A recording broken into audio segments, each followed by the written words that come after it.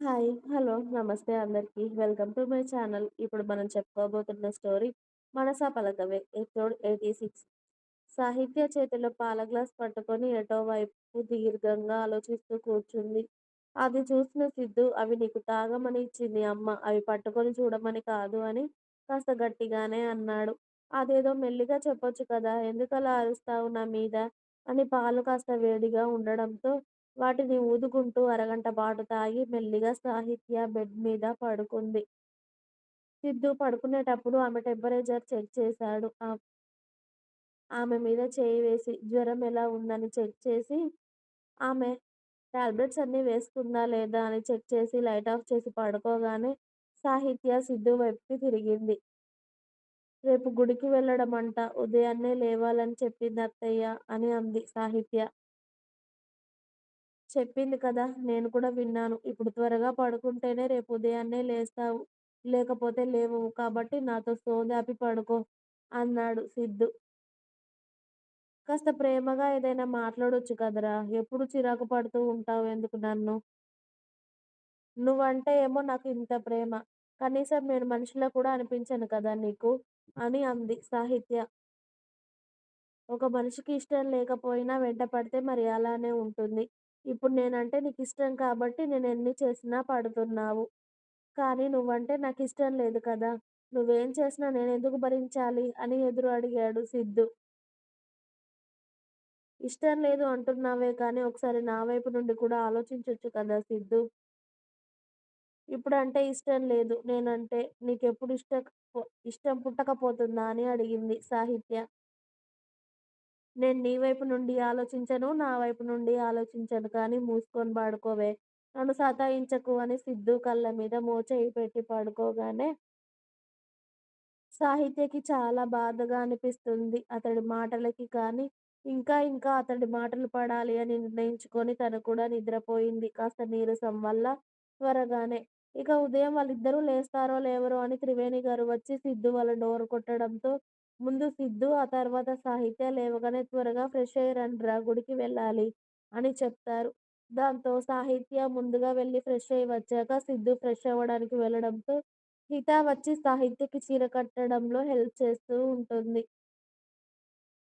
సిద్ధు టవల్‌తో వచ్చేసరికి హిత, సాహిత్య చీర కడుతూ ఉంటే అతను డ్రెస్ తీసుకొని వేరే రూమ్‌లోకి వెళ్ళిపోయాడు. వేరే రూమ్‌లో డ్రెస్ మార్చుకుందామని. పెళ్ళాం ముందు కూడా సిగ్గే ఈ బాబు గారికి అని సిద్ధుని తిట్టుకుంటూ హిత రెడీ చేస్తూ ఉంటే చక్కగా రెడీ అయ్యింది సాహిత్య.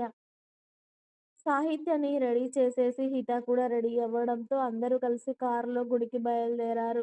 అప్పటికే జానకమ్మ గారు, రఘుపతి గారు గుడికి చేరుకొని మనవడు, మనవరాలు చేత పూజలు చేయించడానికి సిద్ధం చేస్తూ ఉన్నారు అంతా.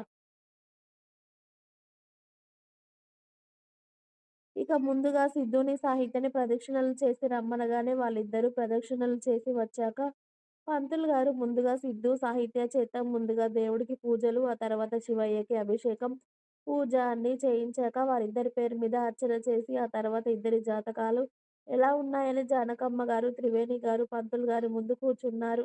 వీళ్ళందరూ పెట్టిన ప్రసాదం తింటూ ఓవైపు కూర్చున్నారు. ఇద్దరి జాతకాలు కలిసాయమ్మా! మీరు కంగారు పడాల్సిన అవసరం అయితే ఏం లేదు. చూడచక్కగా ఉన్నారు. జంట కూడా చాలా బాగున్నారు ఇద్దరు. ఎలాంటి కంగారు పడాల్సిన అవసరం లేదు. ఇద్దరు చాలా బావుంటారు అని చెప్పగానే త్రివేణి, జానకమ్మ గారి మొహాలైతే వెలిగిపోతాయి. నా మనవడు, నా మనవరాలు బావుంటే అదే చాలు పంతులు గారు నాకు. వాళ్ళిద్దరూ చక్కగా కలిసిపోయి ఉంటే అదే సంతోషం. వాళ్ళిద్దరూ ఎప్పటికీ సంతోషంగా ఉండాలని జానకమ్మ గారు, త్రివేణి గారు శివయ్యని మరోసారి మొక్కుకున్నారు. ఇక గుడి ఆవరణలో కాసేపు కూర్చున్నాక జానకమ్మ గారు, రఘుపతి గారు వాళ్ళ ఇంటికి వెళ్తున్నాము అని అమ్మాయిని తీసుకొని ఓ 4 రోజులు ఇంటికి రా నాన్న.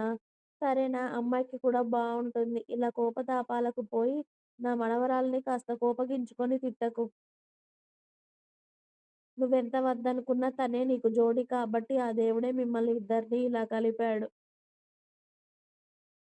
కాబట్టి నా మనవరాల్ని అసలు దూరం పెట్టకు నాయనా! నువ్వు వద్దన్నా, అవునన్నా, కాదన్నా ఇప్పుడు తనే నీ భార్య. నువ్వే తన భర్తవి. కాబట్టి నా మనవరాలు జాగ్రత్తగా చూసుకో బాబు అని సిద్ధు ఒకసారి అమ్మాయిని తీసుకొని రా నాన్న అని చెప్పి రఘుపతి, జానకమ్మ గారు వెళ్ళిపోయాక సిద్ధు, సాహిత్య, హిత, త్రివేణి నారాయణ గారిని కారులో ఇంటికి తీసుకొని వెళ్ళాడు. సాహిత్యకి జ్వరం తగ్గినా కూడా ఆమె వేసుకోవాల్సిన మెడిసిన్ ఇంకా ఉండడంతో త్రివేణి గారు గుడి నుండి ఇంటికి వెళ్ళడం వెంటనే సిద్ధుకి, సాహిత్యకి రూమ్‌లోకి టిఫిన్ తీసుకొచ్చి, "సాహిత్య ఇది తినమ్మా. నువ్వు మళ్ళీ టాబ్లెట్స్ వేసుకోవాలి కదా!" అన్నారు. "ఆ! అలాగే అత్తయ్య" అని అత్తగారు తీసుకొచ్చిన టిఫిన్ తినేసి సాహిత్య కూర్చోవడంతో సిద్ధు కూడా అతని టిఫిన్ కంప్లీట్ చేసేసి సాహిత్య వేసుకోవాల్సిన టాబ్లెట్స్ అన్నీ తీసి ఆమె చేతిలో పెట్టాడు. మెల్లిగా ఒక్కోటి వేసుకొని వాటర్ తాగి, "యాక్ చాలా చేదుగా ఉన్నాయి సిద్ధూ" అని ఏడుపు మొహం పెట్టుకొని చెప్తుంది సాహిత్య. "అదేమైనా చాక్లెట్స్ అనుకున్నావా మరి తియ్యగా ఉండడానికి" అని పట్టుచీరలో ఉన్న భార్యని ఒకసారి చూసి సిద్ధు బయటికి వెళ్తూ ఉంటే, "ఎక్కడికి సిద్ధూ" అని అడిగింది సాహిత్య. "5 మినిట్స్ ఇప్పుడే వస్తా. కాసేపు రెస్ట్ తీసుకో" అని చెప్పి సిద్ధు బయటికెళ్ళాడు. ఎక్కడికెళ్ళాడు వీడు అని సాహిత్య మెల్లిగా పిల్లో మీద పడుకొని వాళ్ళ అమ్మా, నాన్న, అన్నా, వదినల గురించి ఆలోచిస్తూ ఉంటుంది. వాళ్ళ నాన్న కోపం ఎలాంటిదో తనకి చాలా బాగా తెలుసు. ఇప్పుడు తన మొహం కూడా చూడడని అని కూడా తెలుసు సాహిత్యకి. "మీరు ఒప్పుకొని ఉంటే ఇప్పుడు మా పెళ్లి చాలా బాగా జరుగుండేది కదా నాన్న" అనుకుంటూ ఇటు సిద్ధు గురించి కూడా ఆలోచిస్తుంది. వీడు నా మెడలో తాళి కట్టినా కూడా ఇంకా వీడు నన్ను ప్రేమించట్లేదా? లేకపోతే ఎందుకు నా మీద ఉన్న ప్రేమను దాచేస్తున్నాడా? అని సిద్ధు గురించి ఆలోచిస్తూ ఉన్న టైంలోనే బయటికి వెళ్ళిన సిద్ధు 10 నిమిషాలలో వచ్చి పెద్ద చాక్లెట్ తీసి సాహిత్య చేతిలో పెట్టాడు. అది చూడగానే మొహం ఇంత చేసుకొని నాకేనా సిద్ధు అని అడిగింది సాహిత్య చాలా సంతోషంగా. ఇంకా ఇక్కడెవరైనా ఉన్నారా? అని అడిగాడు సిద్ధు.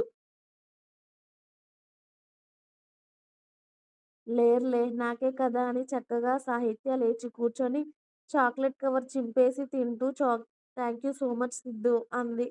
తన టాబ్లెట్స్ చేదుగా ఉన్నాయని చాక్లెట్ తీసుకొచ్చాడు అని అర్థమైన సాహిత్య నవ్వుకుంటూ చాక్లెట్ తింటూ ఉంటే సిద్ధు డ్రెస్ చేంజ్ చేసుకొని పొలానికి వెళ్తున్నా బాయ్ అని చెప్పాడు. నేను కూడా రానా అని అడిగింది సాహిత్య. ఎందుకు? అక్కడికి వచ్చి కూడా తమరు చేసేదేమీ లేదు కదా! సైలెంట్‌గా కూర్చోవడమే కదా! ఆ కూర్చునేదేదో ఇక్కడ కూర్చో. హిత ఉంది కదా ఇంట్లో. ఇప్పుడు నేను నిన్ను బండి మీద వేసుకొని తిరిగే అంత లేదు. ఆల్రెడీ అలా తిరిగినందుకే కదా! ఇప్పుడు ఇలా నా నెత్తి మీద కూర్చున్నావు. మళ్ళీ ఎందుకే ఇక తిప్పడాలు అన్నాడు సిద్ధు సాహిత్యని. అవన్నీ మన స్వీట్ మెమోరీస్ రా సిద్ధూ. అవన్నీ నీకు స్వీట్ మెమోరీస్ ఏమో కానీ నాకు మాత్రం భయంకరమైన సంఘటనలులే. అని ఒక సెటైర్ విసిరి మరీ సిద్ధు బయటికి వెళ్తూ ఉంటే, "దొంగ సచ్చినోడా" అని అరిచింది సాహిత్య. "నీ అరుపులతో నాకు పనేం లేదు" అన్నట్టుగా వాళ్ళ అమ్మా, నాన్నకి చెప్పేసి సిద్ధు బయటికి వెళ్ళిపోయాడు. ఇంకా ఉంది. మీకు నా స్టోరీస్ నచ్చినట్టయితే ప్లీజ్ లైక్ చేయండి. అలాగే ఛానల్‌ని తప్పకుండా సబ్స్క్రైబ్ చేయండి ప్లీజ్.